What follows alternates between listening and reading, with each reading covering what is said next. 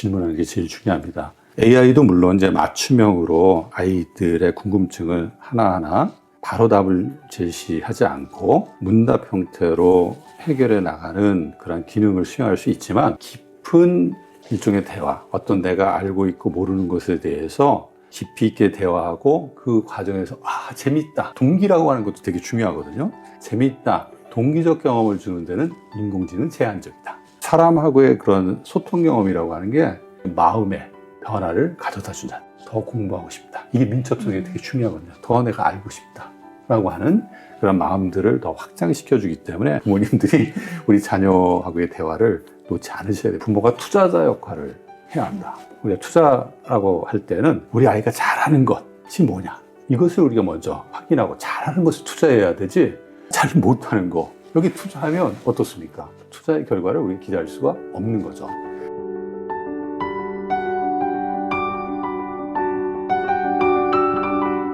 결정적인 연령대가 있는 거는 저는 아니라고 생각하고, 아이들이 어렸을 때 3세 이후에는 물어보잖아요. 이거 뭐야? 저거 뭐야? 그때부터 학습 민첩성은 발달하기 시작한다. 일종의 알고자 하는 마음이 학습 민첩성이거든요. 그때부터 부모가 그 알고자 하는 마음을 긍정적으로 충족시켜 줄 수 있는 여러 가지 활동이나 이야기들을 해주는 게 되게 중요한 거죠. 되게 중요한 게, 아이하고의 대화 과정에서 자꾸 평가하려고 하면 안 돼요. 야, 그것도 뭐야? 지난번에 얘기했잖아. 이러면 아이가 알고자 하는 마음을 상실해 가요. 심리적으로 내가 알고자 하는 마음이 안전한 마음이다. 주변에 있는 사람들이 내 알고자 하는 마음 그 자체를 응원해 준다라는 어떤 환경, 이 심리적인 어떤 지지, 이런 것들을 우리가 부모로서 되게 중요하게 생각해야 한다. 학습 민첩성이 부족한 아이들에 대해서 약간 부정적인 이야기를 할 수밖에 없는데, 사실 지식의 반감기, 우리가 이전보다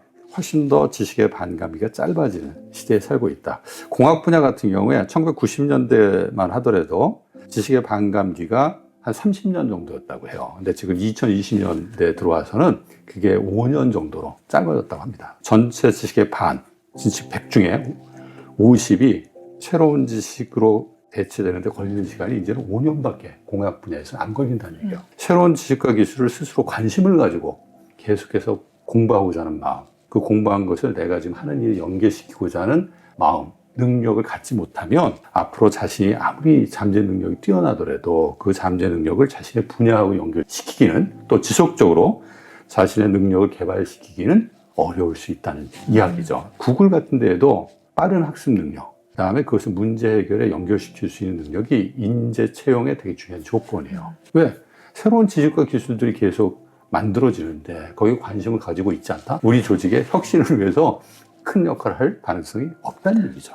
따라서 학습 민첩성을 키워주는 것은 미래 역량 자산을 갖게 하는 되게 중요한 지원이다. 학습 민첩성에서 메타인지는 되게 중요합니다. 내가 뭘 알고 있고 모르고 있는지를 판단해야지 뭘 더 공부해야 될지에 대한 일종의 방향이 잡히거든요. 초등학교 아이들의 경우에 약간 자기 능력에 대한 과대 포장이 있습니다. 그러니까 능력 착각이 있을 수 있는데 그건 좋은 거예요. 그 당시에 약간은 능력 착각을 가지고 있어야지 내가 그래도 괜찮은 사람이다라고 생각해야지 뭔가 더 하고 싶은 마음이 만들어질 수 있기 때문에 그걸 너무 부정적으로 보지 않았으면 좋겠다. 객관적으로 자기 자신을 바라볼 수 있는 힘도 키워야 되니까 우리 아이가 괜찮은, 어느 정도 수용할 수 있는 자신의 능력에 대한 긍정적인 마음을 갖고 있는지를 확인해 보려면 아이에게 자꾸 설명을 좀 하도록 기회를 줘보세요. 아는 거에 대해서. 그러면 아이가 자신 있게 얘기하다 막히는 게 있거든. 제가 다시 좀 준비하고 이 얘기를 다시 해볼게요. 그럼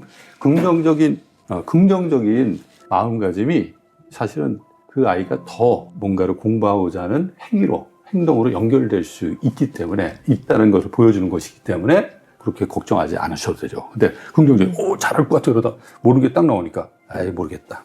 다른 거, 다음 거 포기해버려. 이런 경우는 걱정을 하셔야 돼요. 자기가 자신의 말로 설명하도록 했을 때 자신이 처음부터 끝까지 다 설명할 수 있으면 좋고, 중간에 문제가 생기더라도 내가 좀 더 노력해 다음에 또 해볼게요 라고 좀 더 자기가 상황에서 어떻게든지 더 노력해서 문제를 해결해야겠다라는 모습을 보여주면 그것은 긍정적인 모습이다. 포기만 하지 않으면 된다. 포기하지 않도록 도와주는 역할을 하면 우리 아이의 학습 민첩성, 자기 자신에 대한 이해, 메타인지를 기반으로 한 학습 민첩성을 조금씩 향상될 수 있는 거죠. 질문 안 하는 이유는 옆에서 핀잔하기 때문에, 핀잔을 주기 때문에. 질문하면, 야, 너 그것도 몰라. 지난번 했던 얘기잖아. 왜 넌 자꾸 그렇게 질문만 해?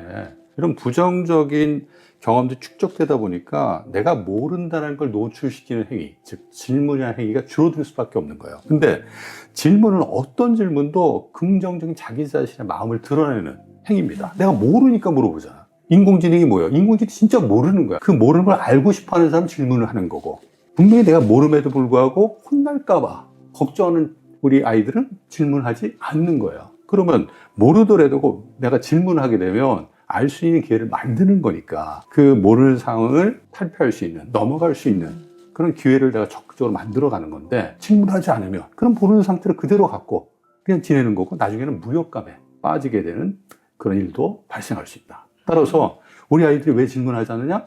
질문에 대해서 긍정적인 피드백을 준 적이 있느냐, 격려한 적이 있느냐, 한번 생각해 보세요. 모든 사람 자기가 모를 땐 답답해. 답답한데 왜 그 답답함을 해결하려고 하지 않느냐? 해결하려고 했을 때 내가 받게 되는 결과가 해결했을 때보다 더 부정적일 때 당연히 안 하죠. 질문하는 게 제일 중요합니다. AI도 물론 이제 맞춤형으로 아이들의 궁금증을 하나하나 바로 답을 제시하지 않고 문답 형태로 해결해 나가는 그런 기능을 수행할 수 있지만, 깊은 일종의 대화, 어떤 내가 알고 있고 모르는 것에 대해서 깊이 있게 대화하고 그 과정에서 재밌다, 동기라고 하는 것도 되게 중요하거든요. 재밌다, 동기적 경험을 주는 데는 인공지능은 제한적이다. 사람하고 대화하면서 사실은 모르는 것, 더 알고 싶은 것들을 하나하나씩 해결해가는 일련의 과정은 모르는 것을 알게 되는, 지금 당면한 문제를 해결하는 그런 성취 경험도 주지만, 사람하고의 그런 소통 경험이라고 하는 게 마음의 변화를 가져다 준다. 더 공부하고 싶다. 이게 민첩성이 되게 중요하거든요. 더 내가 알고 싶다 라고 하는 그런 마음들을 더 확장시켜 주기 때문에, 사실 인공지능하고의 대화보다는 사람하고의 대화가 더 중요하다. 그래서 부모님들이 우리 자녀하고의 대화를 놓지 않으셔야 됩니다. 사실 부모의 역할이 전적으로 통제하거나 또는 방임하거나 하는 건 바람직하지 않죠. 적절한 중간의 역할들을 해야 되는데, 부모가 투자자 역할을 해야 한다. 우리가 투자라고 할 때는 우리 아이가 잘하는 것이 뭐냐, 이것을 우리가 먼저 확인하고 잘하는 것을 투자해야 되지, 잘 못하는 거 여기 투자하면 어떻습니까? 투자의 결과를 우리가 기대할 수가 없는 거죠. 아이가 좋아하고 잘하는 것이 뭔지 먼저 확인하고, 그 일을 잘할 수 있도록 투자자는 재정적인 또는 환경적인 지원을 하는 거예요. 잘할 수 있는 것에 투자하잖아요. 아이가 정말 더 열심히 하고자 하는 마음이 있기 때문에 스스로 하게 되는 변화가 만들어집니다. 아이가 관심 없고 잘하지 못하는 것에 투자하잖아요. 내가 관심도 없고 잘 못하는데 아무리 그런 재정적 환경적 지원을 해봤자 움직이지 않습니다. 그래서 투자자 관점에서 우리 아이가 앞으로 어떤 일을 했을 때 좀 더 잘할 수 있고 즐거워할 수 있느냐, 그 기회를 내가 어떻게 만들어줄 거냐, 이것이 부모의 역할이다. 그러면 아이들은 스스로 움직인다. 공부도 스스로 하는 행동의 변화를 가져올 수 있다. 학습 유연성이라고 하는 것은 어떤 일에 대해서 일단은 도전하고 그 문제를 해결하기까지 포기하지 않는 것으로부터 시작한다. 학습 유연성이 이거 했다 저거 했다 바로바로 바꾸라는 얘기는 안 해요. 뭔가 하나에 몰입하고 도전하는 깊은 경험들이 전제돼야 되고, 뭔가 내가 도전해서 새롭게 배우고자 했는데 잘 안 돼. 지금 현재 방식에 문제가 있는 거거든요. 그러면 이 방식이 아니라 다른 방식으로 내가 학습 방법을 바꿔야겠다. 나 혼자는 이것은 해결하기 어려우니까 필요한 도움을 받았으면 좋겠다라고 그 문제를 해결하기 위한, 내가 알고 싶은 결과를 얻기 위한 일종의 전략적 유연성을 우리는 학습 유연성이라고 한다. 하다가 중간에 포기하고 이것저것 하는 것을 우리는 학습 유연성이라고 하지 않는다는 것도 우리 부모님들이 알고 계시면 어떨까 생각합니다. 어떤 일을 해결하는데 어떤 문제를 풀려고 해. 근데 그 문제가 안 풀려. 예를 들어서 수학 문제를 푼다라고 했을 때 답안지를 보면 안 되죠.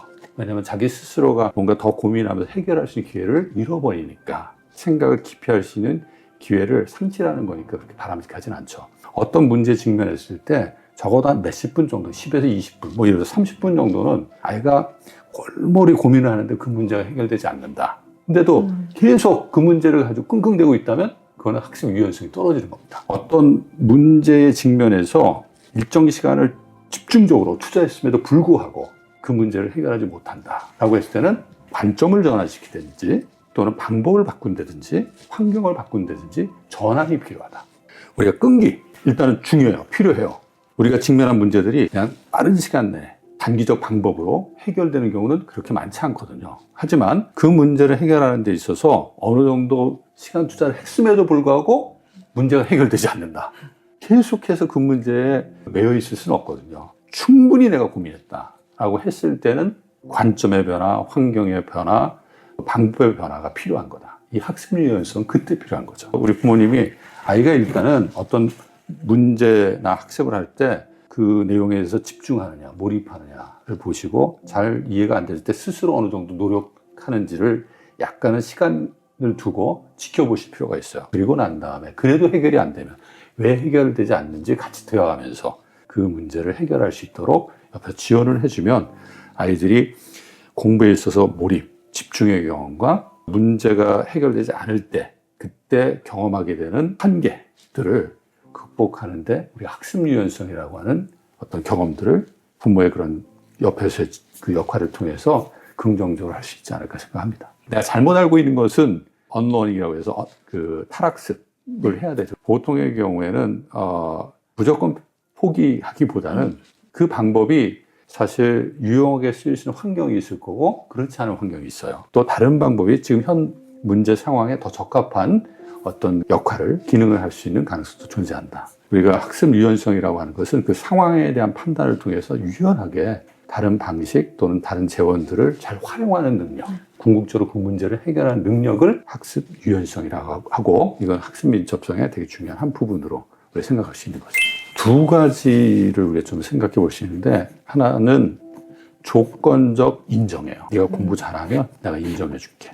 내가 하라는 대로 하면 내가 네가 원하는 거 해줄게. 이건 조건이거든요. 그 조건을 충족하지 못하게 되면 보상도 없는 거죠. 부모와 자녀 간의 관계는 일종의 조건에 따른 보상의 관계예요. 그때는 신뢰의 관계가 만들어지지 않아요. 그리고 내가 그 조건을 충족하지 못하면 내가 쓸모없는 사람이다라고 아이는 생각할 수도 있다. 그럼 부모 자녀 관계에 있어서 소통도 무너지고 아이의 경우에 그 조건을 충족하지 못하니까 더 이상 내가 뭔가를 하고자 하는 마음도 상실하게 된다. 우리 부모님들이 너무 조건에 따른 보상, 조건에 따른 어떤 결과, 제공 이런 것들을 부모 자녀 관계의 중요한 일종의 양육 방법, 훈육 방법 또는 교육 방법으로 생각하지 않았으면 좋겠다. 이 말씀을 꼭 드리고 싶고 두번째는 실패나 실수에 대한 부모의 인식이에요. 작은 실패나 실수들에 대해서도 용납하지 못하는 부모님들이 있습니다. 야, 그것도 못하면 특히 비교하면서 쟤는 한 번에 다 하는데 너는 그렇게 옆에서 지원해주고 했는데 이거밖에 못하느냐. 그런 마음에 아이들은 무엇을 갖게 될까요? 상처뿐만 아니라 나는 해도 안 되는 사람. 아주 부정적인 자기인식을 가질 수밖에 없어요. 약간의 실패, 실수를 하더라도 왜 그런지를 우리가 찾아내고 그 실패, 실수를 반복하지 않으면 되잖아요. 하지 않도록 옆에서 관심을 가지고 왜 그 문제를 어려워하는지, 자꾸 그 문제를 틀리는지, 왜 그 내용에 대한 이해가 온전히 이루어지지 않은지를 아이하고 대화하면서 그 원인을 찾아내고 그것이 방법이라면 방법의 개선을 통해서 하나하나 좀 해결해 나가는 경험을 시간이 걸리더라도 갖게 하는 게 중요하다. 실패, 실수한 거에 대해서 자꾸 부정적으로 이야기하게 되면 아이의 마음에 대못을 쿵쿵쿵 박는 것이다 라고 생각하시면 됩니다.